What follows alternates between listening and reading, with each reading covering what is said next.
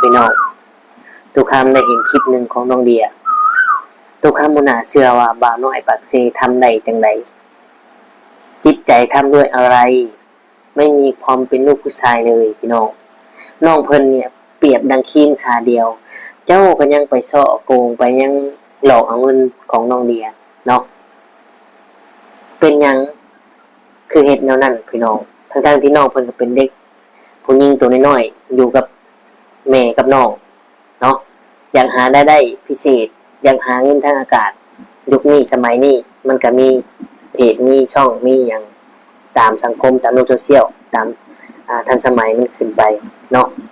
แต่ว่าบ่าวน้อยปากเซคือเฮ็ดได้พี่น้องเอ้ยเนาะคือเฮ็ดได้เนาะไปเบิ่งคลิปไปชมคลิปนำกันเลยพี่น้องตามบ่เชื่อนะเนาะมันเกิดความเอ็นดูสงสารและความหักแพงเอ็นดูนะพี่น้องเนาะ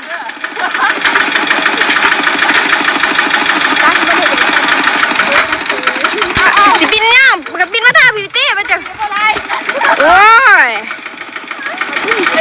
มาพี่ก่อนเทสเนี่ยมาที่เฮ็ดมาเป็นน้องกินมาเทสเองก็เห็นนู่โดดน้องคุณลมเนี่ยจักสีลมอยู่ไสผ่านมรสุมท้องทับลงในใจเจอเรื่องร้ายทำให้เหลือเรี่ยวแรงแต่หัวใจยังไม่แพ้ไม่เคยสิ้นแสงยังคงแกร่งกับทักทายสบายดีและสวัสดี FC พ่อแม่พี่น้องหมู่เพื่อนเบิ่งทุกคนทุกท่านบ่ว่าสิเป็นพี่น้องฝั่งไทยฝั่งลาวหรือต่างประเทศก็ยินดีต้อนรับเข้าสู่ช่อง YouTube ตู่คำปันสุขเด้อพี่น้องเอ้ยเนาะมาเจอพ่อตู่คำมื้อนี้พี่น้องเอ้ยเนาะอยู่ห้องคือเก่าพี่น้องเอ้ยมื้อนี้เนาะประเด็นหลักๆมื้อนี้ก็บ่มีหยังหลายพี่น้องเอ้ยเนาะ ตู่คำได้ไปเห็นคลิปนึงเนาะเป็นคลิปของน้องเดียเนาะพี่น้องเนาะเป็นคลิปของน้องเดียตู่คำเลยอยากให้ FC ของตู่คำเนี่ยได้เบิ่งได้ชมนํกันเนาะแล้วก็ FC ที่ติดตามทางบ่โบหรือบ่ต้นเรื่องราวของบ่น้อยพี่น้องเอ้ยเนาะ คือตู่คำได้เห็นคลิปนี้แล้วมันเกิดความรู้สึกแบบว่าเอ็นดูเนาะเอ็นดูแล้วก็เกิดความเอ็นดูหักแพงมีจิตใจที่แบบอ่อนโยนเนาะแล้วก็แบบว่าจังใดดีพี่น้องแบบสงสารรู้โตนเอ็นดูนะพี่น้องแบบว่าน้องเพิ่นเนี่ยเปรียบเหมือนดังทีมขาเดียวทีมขาเดียวเนี่ย FC ของทุกคำหลายคนก็คือสิเข้าใจเนาะคำว่า X คำว่าทีมขาเดียวเนาะและทุกคำก็จะพาพ่อแม่พี่น้องไปเบิ่งไปชมความน่ารักความซื่อหรือว่าความที่น้องเพิ่นเนี่ยบ่ฮู้เรื่องราวอีหยังเกี่ยวกับ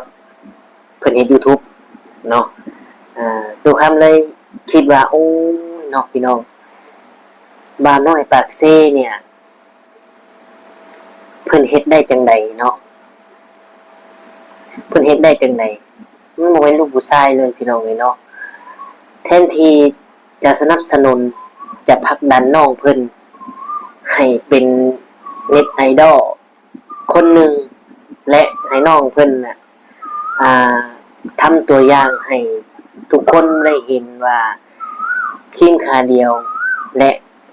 น้องเนี่ยเป็นผู้หญิงและอยู่กับน้องกับแม่เนาะซึ่งบ่มีผู้ชายมีแต่แม่หญิงถ้าว่าเป็นตุกคำนะเนาะถ้าว่าตุกคำดังมีคนติดตามแบบซี่นะหลายๆนะมี FC นะตุกคำเห็นคนแบบนี้เนี่ยสนับสนุนเนาะแล้วก็ผลักดันให้เราเป็นเน็ตไอดอลเพื่อให้เราเป็นตัวอย่างแบบอย่างผู้ที่กำลังท้อผู้ที่อยู่ผู้เดียวอย่างเช่นน้องมะนาวกับแม่กับน้องกับน้องเตอสิเนาะแต่ว่าน้องมะนาวเนี่ยยังดียังมีน้ำทรายหรือว่ามีผู้ชายก็คือน้องเตอได้ พี่น้องเนาะเพียงแต่ว่าน้องมะนาวนี่ก็มันคนละแบบกันน้องมะนาวมันมีอุปกรณ์ที่ไทยเฮ็ดหน้ารถเถาะรถไทยเนาะทุกคำเลยเห็นคลิปนี้แล้วก็อยากออกมาให้กำลังใจเนาะแล้วก็อยากให้ FC ได้เบิ่งได้ชมนำกันพี่น้องเนาะว่าความเป็นลูกผู้ชายของบ่าวน้อยปากเซเนี่ยมันหายไปไสเบิดเนาะเฮ็ดได้แม้กระทั่งผู้หญิงตัวน้อยแค่เงิน 3-4,000 บาทเจ้าก็ยังไปโกงแล้วเนาะ นี่แหละทุกคำถึงว่าโอ้เนาะความเป็นลูกผู้ชายของเราไปใส่เบิดเนาะพี่น้อง FC น้องเพิ่นเนี่ยน้องเดียเนี่ยเป็นตาลูกโตนสงสารเอ็นดูเนาะและคลิปเนี่ยที่ทุกคำจะพา FC ไปเบิ่งเนี่ยเป็นคลิปที่ว่าน้องเพิ่นน่ะพาน้องๆลูกๆหลานๆของน้องเดียเนี่ยลงไปคนเข่าซึ่งมีแต่เด็กน้อยแล้วก็ผู้หญิงเนาะน้องเดียแล้วก็เป็นคนขับรถไถนาเดินตามติดรถนี่ก็ยังบ่ได้นะพี่น้องเอ้ยเนาะน้องเพิ่นน่ะแต่เพิ่นก็อาจจะมีคนใกล้เรือนเคียงหมู่ชาวบ้านนำกันมาติดให้บ่ด้วยแนวใดเนาะรถไถนาเนี่ยโดยเฉพาะแกนักเนี่ยพี่น้องโดยเฉพาะเฮาแกนักเนี่ยเวลาเฮาบรรทุกนักเนี่ยมันจะขับยากเดี๋ยวทุกท่านจะพาไปเบิ่งเนาะเวลาเฮากำคันเดียวบ่ถึกเฮากำผิดข้างมันก็สามารถเตะเฮาหรือว่าดีดเฮาเนาะรถไถนาเดินตามนี่ก็มีความอันตรายและเสี่ยงคือกันได้พี่น้องเอ้ยเนาะโดยเฉพาะแกนักเนี่ยเวลารถมันบืนนะรถมันกำลังบืนนักพี่น้องมันอันตรายเนาะขึ้นกันให้คันหน้าแต่น้องเพิ่นก็ยังสู้และคอยไปเนาะน้องเพิ่นก็เปรียบดังทีมขาเดียวถามว่าทีมขาเดียวมันสามารถตัดหยังขาดเฮ็ดหยังได้บ่ก็ได้เนาะแต่มันจะลำบากและยากหน่อยนึงเพราะมันมีขาเดียวเนาะพี่น้องถ้าว่าคอยเฮ็ดคอยแปลงก็ได้อยู่แต่ถ้าว่าเฮาสิไปงัดไปตัดเหล็กที่มันใหญ่เป็นแพร่แห้งก็บ่ได้เพราะว่ามันเป็นครีมขาเดียวน้องเพิ่นก็แบบนี้แหละพี่น้องเอ้ยเนาะบ่มีน้ำทรายบ่มีผู้ชายแต่น้องเพิ่นก็เก่งเนาะเก่งพาน้องพานุ่งในเฮ็ดนาแก้ข้าวแก้น้ำและก็ยังชอบหาวิธีพัฒนาไปตามโลก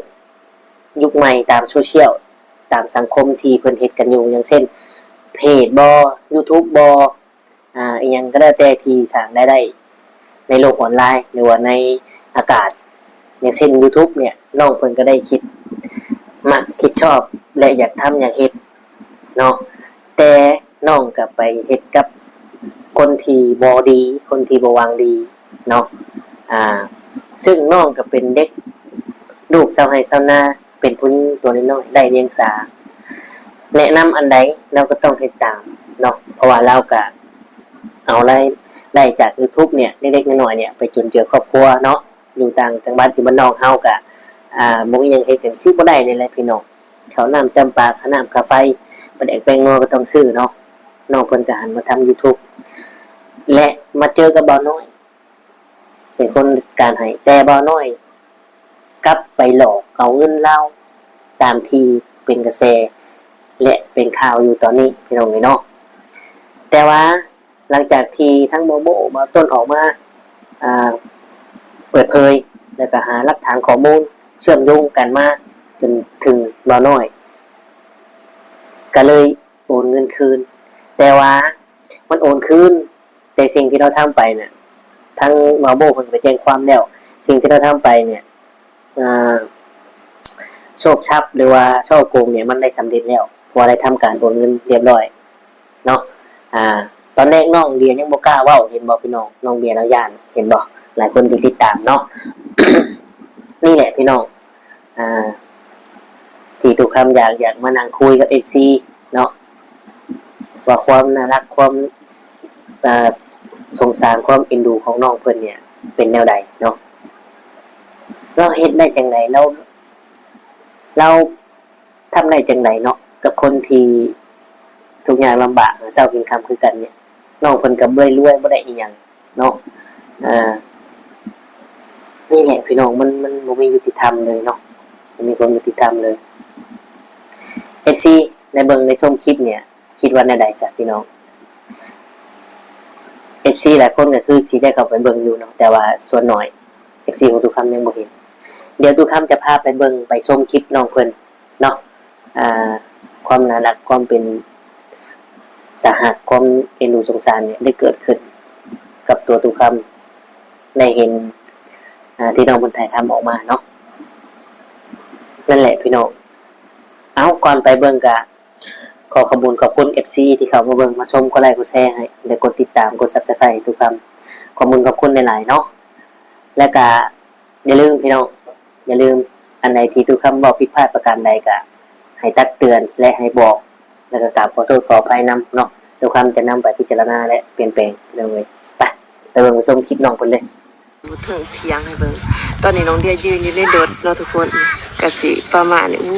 นี่พี่ FC เขาสิประมาณนี้เนาะ FC คิดว่าจะไหลจับประมาณจักสอบคงหักก็สิประมาณนี้เบิ่งบรรยากาศยามแลงพี่ FC ยังบ่ทันแล้วหรอกคนแล้วตะเกียวนี่น้องเดียจะถ่ายบรรยากาศอยู่ถึงเที่ยงให้เบิ่งตอนนี้น้องเดียยืนอยู่ในรถเนาะทุกคนก็สิประมาณนี้ท้องฟ้าบ่เลยเด้องามแฮงพี่ FC อันนี้ซุมโอ้โห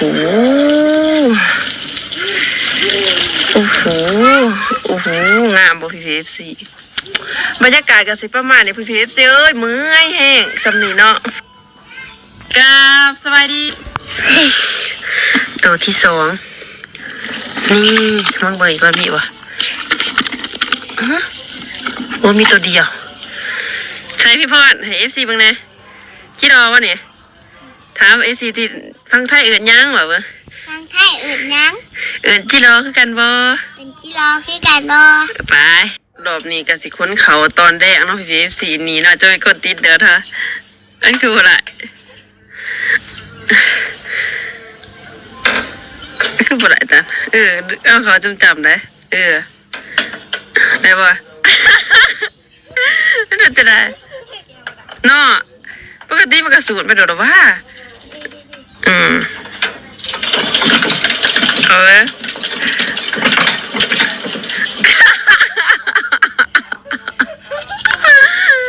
คือบ่ได้โดดตัวนั้นเป็นโดดสองเหลี่ยมวะมาต้องเนี่ยแล้วว่าอย่างนั้นมันโดดมาตก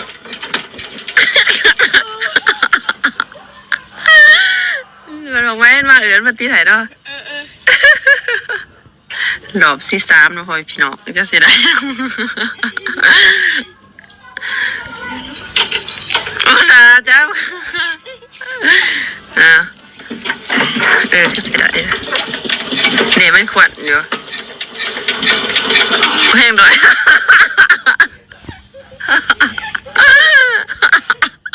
หนุ่มอยากจะเบิดแหกไปพี่เบสเอาอีกแล้ว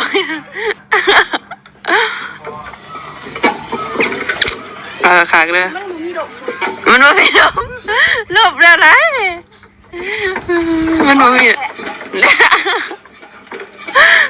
โอ้ยบ่โจกตอนนี้นะพ่อพี่น้องเดียกขับรถเป็นทีเรียบร้อยเราสิไปค้นเขาเล็กน้อยมาเบิ่งพ่อพี่น้องโค้นกระโต๊กเลยอยู่วะถ้าเป็นก็เป็นนี่ได้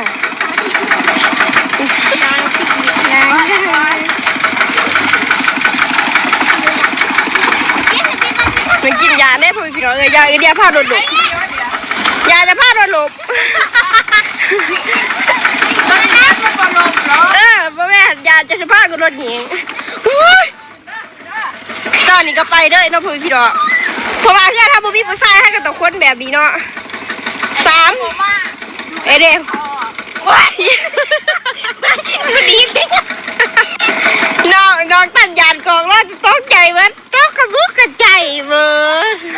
มันมืออะไรวะไทยน้องตัดคนสวยเนาะพี่น้องตอนนี้ก็เดียกขับรถไปเลยมากินยาน เดี๋ยวเป็นหญิงอะเด้ถามเลยพวกเรากินค้นประมาณใน2-3วันค้นประมาณใน2อย่างว่า2แบกเนาะพ่อพี่ดอกไปกันละเดี๋ยวเป็นไปเดี๋ยวพ่อพี่ดอกเอ้ยขย้อนว่าไอแดงมานำเพื่อนยังหาวแห่เลยเนาะหาวแห่รถมันก็แบบว่าชิดจักก่อนออกแต่ว่ามันนอกคนไปบอกคุณนะมันสามคนว่าปกติมันก็ซ้ำอยู่แล้วพ่อพี่ดอกแบบว่ามันเป็นทีเด็กแต่ว่าน้องเดียคนอื่นจะใส่ร้ายเป็นร้ายเนาะสบายน้ำมันร้ายที่อยากมันลมใส่เต็มเนาะเพื่อนพี่น้องเอาเบอร์3เลยนะ3ให้หนูอยากบอกป่าที่ประมาณ2ตัวก่อนแต่ว่ามันคุ้มแค่กับแต่ก็มันคนเขียวมาคุณนะน้ำมันโดนพนายเนาะอยากได้ว่าเวลาอวยเขาข้างเมื่อกี้เราตั้งน้ำมันเพื่อนพี่น้องเบิ้งอ๋อไป2 อันเลยก็30เลยก็ถือมาขี่ไรเซอร์2 อันได้ออกไว้อันเนาะไอ้หน้าก็อยู่ใกล้ไก่ขึ้นจะปวงเลยบ่แม่นขึ้นยังวะขึ้นจะมาโทรมาตาเดียวนี่จะเป็นมุมสูงเนาะพี่เพฟสี่นี่กระสีประมาณนี้หน้าน้องเดียกระสีย่างอยู่2 3 4 5 6 7 8โอ้ยยังได้หายอยู่พี่เพฟสี่ก็จะได้เมื่อยบอลน้องสาวน้อยหนึ่งเพื่อนว่ากะสิประมาณนี้3 ไฮเนาะพี่เพฟ4 คนเหมือนนี่3 ไฮแต่ว่าน้องเดียยังอยากเสี่ยงแน่อยากมันโดดลมพี่เพฟ4ถ้าลมมันบ่มีคนเอาขึ้นนี่เนื่องจากว่าฝนมันตกโอเค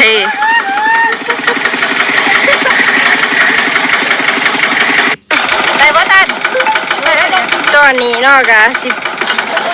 10 เลยเนาะบ่ไหนจะถามไปว่าบ่ถอยหลังหรือรถพื้นที่เนาะที่เราจะตามกูใหม่ถอยหลังนี่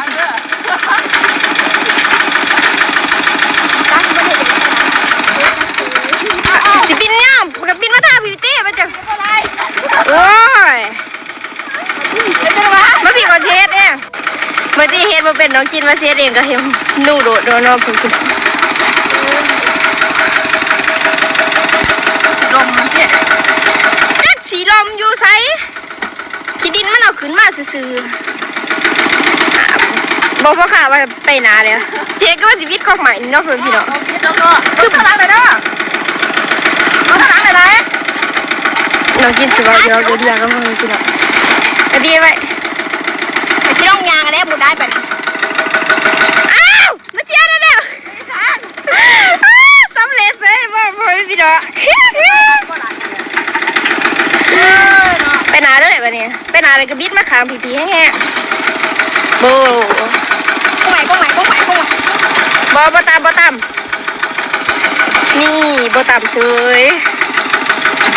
มุดได้แดดก็พอแดดเพื่อนพี่น้องอะไรได้ไหมบ่เข้ายาหรือเปล่ายังเป็นบรรยากาศยามเนี่ยยังไงนึงเนาะพี่น้องคนบ่เบิดเพราะว่ารถเต็มก่อนก็เต็มบ่แห้งเนาะเอาบ่กล้าใส่ร้ายแม่นขยะมันลมเขาก็ย่างบ่ได้ดอกย่าง100 20 ปลายให้บ่แม่นย่างเอียวะย่าง10 ปลายย่าง20 ปลายให้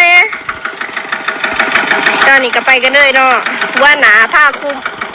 บ่แม่นหัวหนาผ้าลุยเนาะถ้าบอกว่ามาคนซอยกันเขาฆ่าวิญญาณเพิ่นว่าเพิ่นพี่น้องเป็นสเต็ปของเพิ่นเนาะเฮ็ดจะได้บัดนี้อ้าว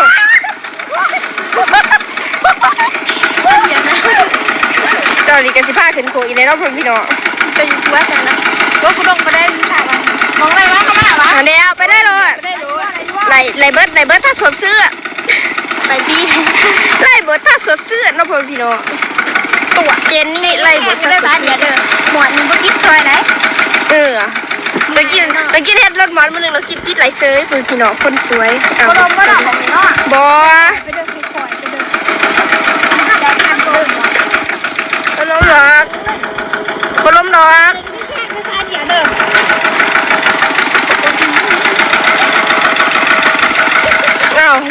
น้องตันลงเลยเนาะน้องตันยานแห้งเนาะเรากินนี่บ่สนเนาะสิเป็นยังกับต้นจุกน้องบ่หยาเนาะพี่น้องตอนนี้ก็ไปกันเลย30 สิหอนเที่ยงกระโดดนะเพื่อนพี่น้องเพราะว่ามันเป็นขิงเด็กแล้วอีกอย่างซ้ำมันสิตอกไปเนาะโอ้ยสบายเลยอ้าวว่าก็พอเป็นพี่น้อง FC เนาะบ่ได้ว่าก็เบิดเดียเนาะตอนนี้ก็ขึ้นยังวะขึ้นข้างหน้าเป็นเทือที่เท่าไรเดี๋ยวกับบ่หูเนาะเพราะว่ามันหลายขนาดแล้วเพื่อนพี่น้องตอนนี้ก็ไปได้น้องกินยาลมมาเดี๋ยวบ่มาแล้วไปได้รถรอบเพื่อนพี่น้องถามว่าเบรกมันเสียน่ะเนาะมันสิรับเนาะน่ากะแห่ภัยขางเทียงฮะเนาะแค่แนติดไหลเลยบ่หายได้เนาะตอนนี้ก็สิขึ้นกล้องใหม่ได้น้องกินกะยามือเดียวแล้วโมเมนต์ โอเคพี่น้องตัดภาพมากะอยู่กับตุกคำคือเก่าเนาะเป็นยังไงพี่น้องหลังจากที่ไปเบิ่งไปชมทางคลิปน้องเดียเป็นตาลุโตนสงสารเอ็นดูคือตุกคำบาบอเป็นผู้หญิงตัวน้อยๆเนาะซึ่งบ่มีผู้ชายเพิ่นว่าครอบครัวเพิ่นบ่มีผู้ชายมีแต่ผู้หญิงเนาะเปรียบดังจริงกะเดียวคือตุกคำบาแหละ FC ได้เบิ่งได้ชมแล้วเป็นจังไดพี่น้องเกิดความเอ็นดูสงสารความเมตตาเหมือนตุกคำบอกพี่น้องเลยเนาะพาน้องพานุงคนเขาคนน้ำแต่ผู้ชายคนนั้นก็ยังเห็นได้ลงคอพี่น้องเลยเนาะเอาคลิปนี้ก็ประมาณนี้ตุกคำก็จะได้ขอตัวจบคลิปเนาะขอขอบคุณ FC ที่เขาเอาเบิ่งมาชมกดไลค์กดแชร์ให้และกดติดตามเนาะและกดเบิ่งโฆษณาคลิปนี้ตุกคำก็คือจะได้ขอตัวกล่าวคำว่าสบายดีและสวัสดีครับ